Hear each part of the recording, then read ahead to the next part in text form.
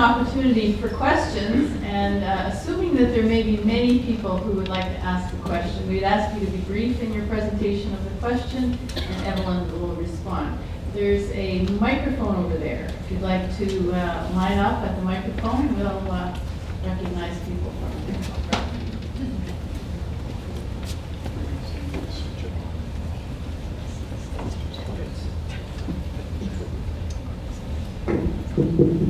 I was just curious about the financial aspect. Sorry, if you could say your name. Oh, Carl Rose. I was interested in the financial aspect. You said that it was cut off because of funding, but surely the guaranteed annual income takes the place of welfare, so there shouldn't have been, except for the research part, there shouldn't have been that much difference in it. There were two aspects to it. First of all, the research part of it was tremendously expensive. They had, if you think about the way this was done in the 1970s, they had armies of kids out there interviewing, but they also had armies of key punch operators trying to create databases and trying to turn this into a database, which they never succeeded in doing. But they actually employed hundreds of people for this experiment. It did take the place of welfare, but it was almost a one-for-one swap for people who were on welfare. But it also covered many other people, as I was saying at the beginning. So there were all of these subsidies to the working poor. And if you think of a town like Dauphin, which is agriculturally dependent, you've got a lot of seasonal workers, a lot of farm workers who are low income, who often don't work a full year. So many of these people would have received subsidies, but wouldn't necessarily have been eligible for welfare. I guess the third thing I can say about that, I talked to a number of social workers during the period, and the bureaucracy, if I can put it that way, was not terribly sympathetic to unattached males who were trying to collect welfare. So if you were a young man, for example, who had no income, your welfare might very well be a bus ticket to Winnipeg and a suggestion that you get a job. Under income, they actually qualified for support. So there was there were all kinds of sort of cultural and social expectations about who should collect welfare and who shouldn't collect welfare that didn't necessarily carry over into the program. So there were additional expenses. The other thing was that in terms of planning for the experiment, no one expected the unemployment rate to be quite as high as it turned out to be during the period. So when they planned the project, they planned for a certain level of unemployment. And in the event, they miscalculated. The unemployment rate turned out to be much higher. And so the number of families qualifying for support turned out to be higher than they expected. So they needed additional money for it to continue. And it'd be a pleasant outcome. So that's what happened. Okay, no, that's interesting. We'd like to get into that in more detail too. But I'm involved with Poverty-Free Thunder Bay, and one of our big focuses is to eliminate poverty, is to increase income, and we're simply looking at raising the minimum wage to $14 an hour, and to raise the rates of Ontario Disability Support Program and the Ontario Works, because the gap between what would be considered like a livable one, like even the basic measure of adequacy for a household, like for one single person, 13,710. On OW, it's they're getting 7,502 a year. So it's grotesque. It's terrible. But you're saying that like for the minimum wage, to raise the minimum wage, that's distorting the labor market, and this will not help the situation. Whereas we thought, raise the minimum wage, then they have no excuse at all for not raising the welfare, because all that argument about it, people want to have an incentive to work and blah, blah, blah. So, could you elaborate? It's very controversial. If you raise the minimum wage, what will happen to the number of jobs on offer? And I think until a few years ago, most economists would say that if you raise the minimum wage, there will be fewer jobs offered. Employers will reduce the number of hours of labor. If you think about a little cafe will simply hire fewer waiters. and offer fewer hours of work. Now that turns out not always to be the case, and it's very controversial, and there's quite a lot of evidence out there to say that there's not going to be this huge reduction in the number of jobs on offer. But it does cause a certain distortion, and I think one of the really nice things about a guaranteed income, and perhaps I haven't said it as clearly as I ought to have, but one of the really nice things about a guaranteed income is that it doesn't make a stark distinction between people with disabilities, people who ought to work and people who are incapable of working. You can imagine a guaranteed income, for example, that would subsidize the earnings of people with certain kinds of disabilities. They may not be employable at $12 an hour, but they might be employable at a lower wage that could be subsidized with a guaranteed income. And I think that sort of nice continuity, at least from my perspective, that sort of nice continuity means not labeling people quite so directly and letting people find their place in the labor market as they can and make their way. And using a guaranteed income is just a way of ensuring that everybody can live a decent life, however they land in the labor market.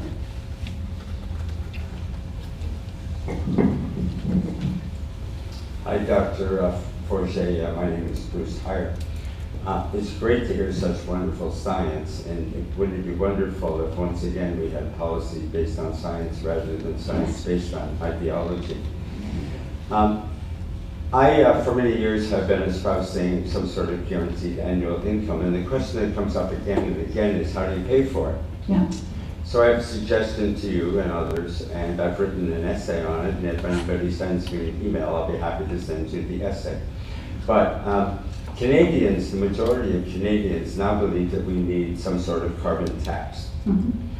And so there's an idea out there from the Citizens Climate Lobby called the carbon fee and dividend. And the reason it's called a fee and not a tax is none of the money would go to government. It would go to a trust fund, and once again be paid out directly through the Canada Revenue Agency on a per capita basis to every Canadian. So overall, it would be revenue neutral. And if you're poor and or a carbon conserver, you would make money on that deal. And if you were affluent and or have a Hummer and a big house and travel by airplane a lot, you'll pay quite a bit. I wonder if you're familiar with this concept of a carbon fee and dividend, and whether you think merging these two big social and technological and economic issues might help answer that question of how we pay for it. I think that's a really neat idea. I have read about it, and it's a variation on an idea, as I'm sure you're aware, that's already already being used in other places. Not so much the carbon tax, but this notion of a fee and dividend. It's sort of the basis of the Alaska Permanent Dividend Fund. And adding the carbon aspect to it is a very interesting way of moving forward. So I think it's a brilliant idea. And I think there are a number of different ways. I mean, I don't want to be dogmatic. When I talked about the guaranteed income, I talked about the way it was designed in Dauphin in the 1970s. But in fact, there are a whole lot of different ways that the program can be designed and can in fact be paid for.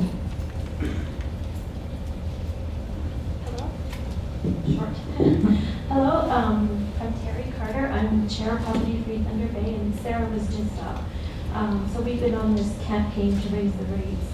And all throughout the last year, well, a few years, is there a better way? And this seems like a better way to do things. So I have a couple of questions. Is there a difference between the basic annual income? Because you're starting to hear people using that term instead of the guaranteed annual income. Yeah.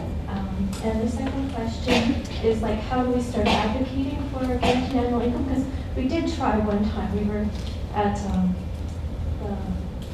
the submissions to the Ontario provincial government for their budget, and a lot of the MPPs just walked out, right? They didn't want to hear it. So, do you have any suggestions what we could do? People use the terms basic income, guaranteed minimum income, guaranteed annual income to mean all kinds of things, and they tend to use them interchangeably. Most people who are doing this kind of work try to distinguish between guaranteed annual income, which is sort of a refundable tax credit as I've described it, and a basic income, which is an across-the-board payout X $1,000 per person, which you'll recoup somehow through a progressive tax system. On the whole, a basic income costs a whole lot more than a guaranteed annual income. This is a much more modest, and I think a much more familiar kind of a proposal within the context of the North American fiscal system, which is why I focused on that. In terms of how we bring it about, it's an interesting question. I'm not naive enough to believe that this is likely to happen in the next budget. Maybe not in my lifetime, I don't know. But I mean, we've made a lot of progress, right? If we think about the progress we've made since the 1970s, we have a national child benefit now. We didn't have one in the 1970s. A national child benefit is in fact a form of guaranteed income for people with young children, people with dependent children. It may not be big enough, but it exists, and it's done a bang-up job of raising a lot of families out of poverty.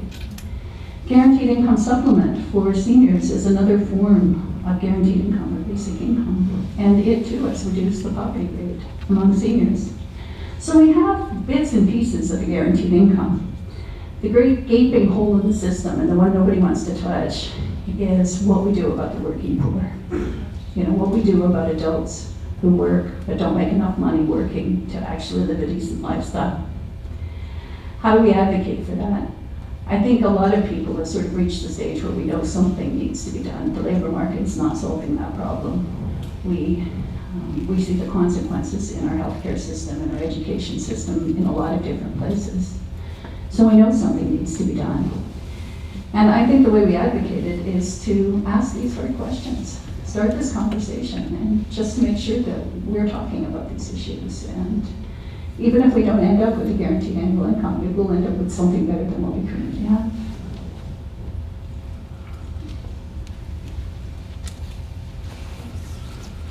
Hi, my name is Lise Bourgeois. I'm wondering if you've observed some kind of political change, because you were talking about the World Bank, and that seems like a Yes. radical Draconian change in Yes. policy, and I'm wondering Yes. if there has been a philosophical or political change with that organization. Well, you'll notice they changed the title. Unconditional cash transfer is not guaranteed annual income, and it sounds much more fiscally responsible to some people, I guess. It's pretty much the same thing. I guess I use this as an example because it's so unexpected. It's so unexpected to have the World Bank supporting these kinds of schemes. At least I find it unexpected. Yeah. And the World Bank has a certain credibility in some circles. And so it's kind of cool to see an organization that you wouldn't expect to support this kind of a program, supporting this kind of a program.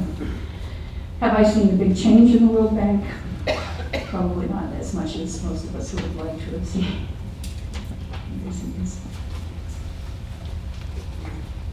I know talking about two kinds of people is an old chestnut, but I'm sorry, I tend to divide the population into two kinds of people. Those who believe that the economy is here to serve the people, those who believe that the people are here to serve the economy. Yes. We tend to be stuck in North America in the one that believes that we are here, poor or whatever, is here to serve the economy. I don't know what we could do about it under those circumstances. But I wondered if, and of course they're not listening to science. Are there any similar studies in places that are social democratic, like Denmark or Sweden, where they're likely to have something of this kind and keep the money there to finish the study? Oddly enough, no. The only 5 that have ever been conducted have been conducted in North America. And the 4 in the US that were conducted from a very, what you might call fiscally conservative, Milton Friedman sort of aspect. This is it. This is pretty much it. This evidence is really the only current or recent evidence from a high-income country for this kind of a scheme. What can people do about this, really? Ordinary people here. Does it work better in a small community than in a large country? No, I don't think so. I think it might be politically easier. I mean, I I'm not downplaying in any sense the political challenges that this kind of a scheme faces, particularly in a country like Canada, where income support is a provincial responsibility. And for most provinces, running a guaranteed income is not a possibility. That needs to be done federally. So, I mean, there are some real challenges we would face in this country. What can we do about it is to keep asking those hard questions. Why is it that? And see if we can do better.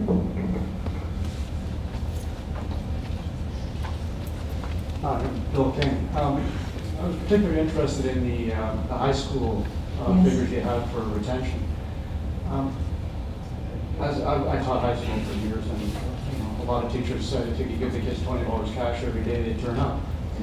Essentially, it looked like that was what they were doing. How did someone become eligible to collect the basic income? It wasn't the kids who were getting the money. It was the kids' families who were getting the money.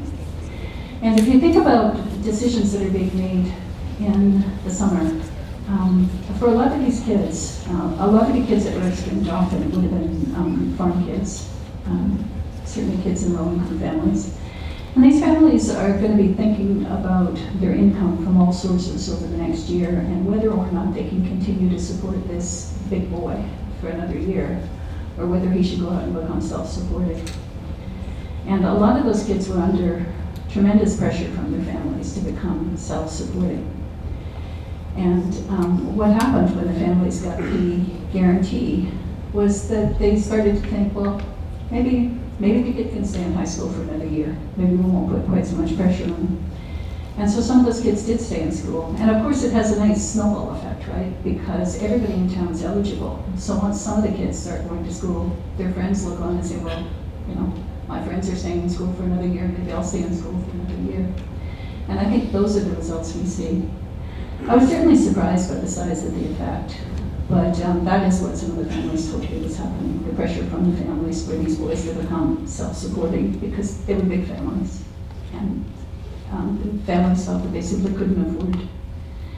You know, there might be pressure on the son to just stay home and help on the farm, or simply to go and get a job. So at what point does someone become eligible to collect the basic income? In this study, it was 19.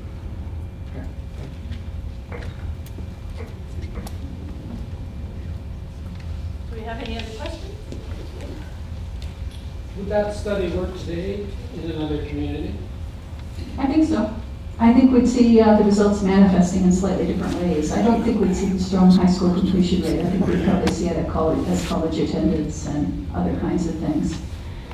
And I think some of the health effects might be a little bit different because of the way we deliver health care. But I think we'd see very similar kinds of results were we to do it again. My name is Barry Wolfring.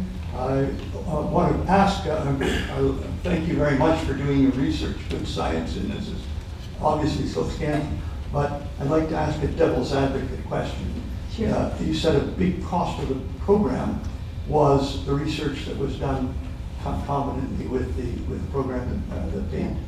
Now, in a little town like Dauphin, all those extra wages to people running around filling forms, if they spend it there, that'll have an effect on the local economy. Could a critic say that your evidence is contaminated by the effect of this infusion of extra money?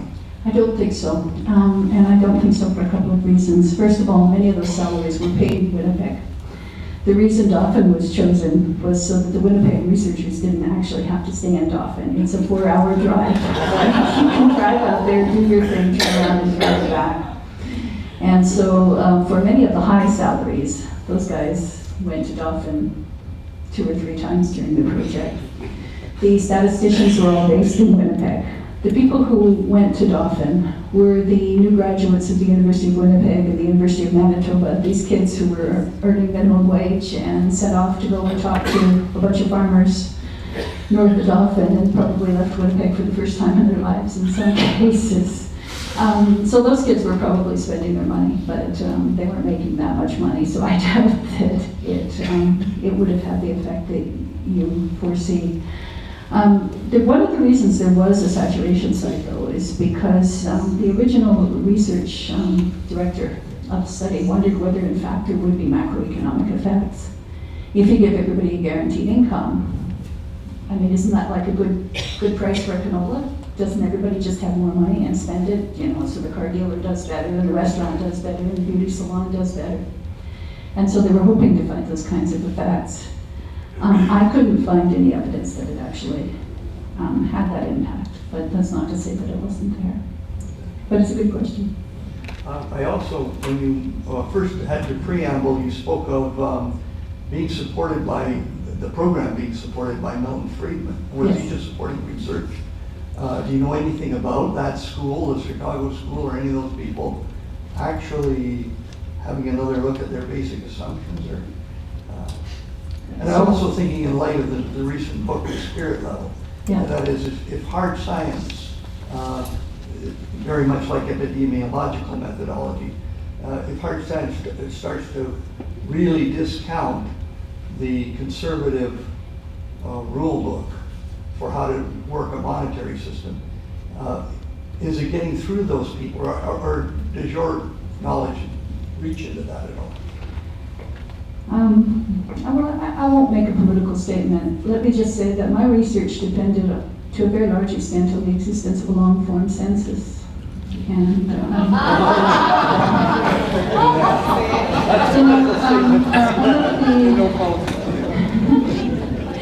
one of the difficulties is that, you know, we talk about evidence-based policy, but there needs to be a will to construct policy on the basis of evidence, which doesn't always lead to the policies that you'd like to construct for other reasons. And everybody's guilty, not just one party.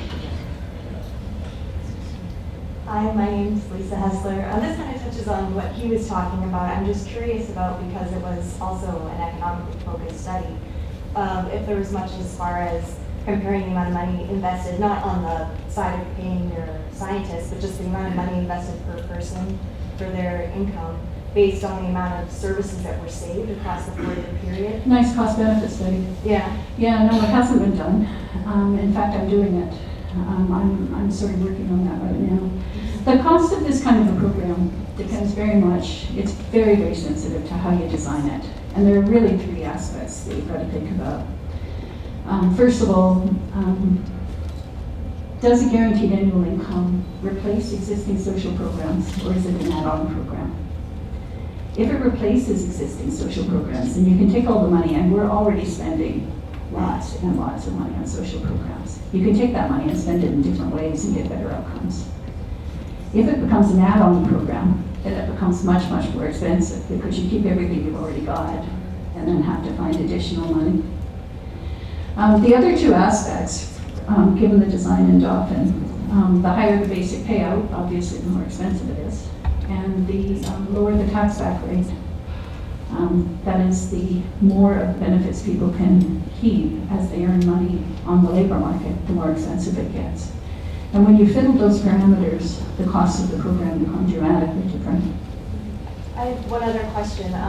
In sort of your ideal scenario for a guaranteed annual income, would you see minimum wage stagnating? Would you expect that it would still be regulated by the government, so that, or would you expect that sort of companies that depend on low-income workers would keep their wages low and allow the government program to subsidize them?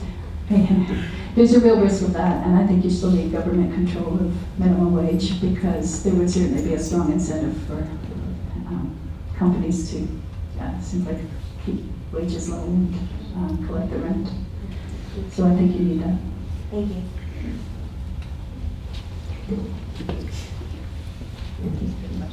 Well, hello again. In my role as a city councillor, I, as also Councillor Andrew Foles, who's listed here with us also, sit on the District Social Services Administration, which is the board that administers what we call welfare. It's not called that in Ontario, but Or Manitoba anymore, but it used to be. yes. One of the things I've learned in the time I've been on the Social Services Board, and Beth Conca here from the Kaneohe Legal Clinic can confirm this.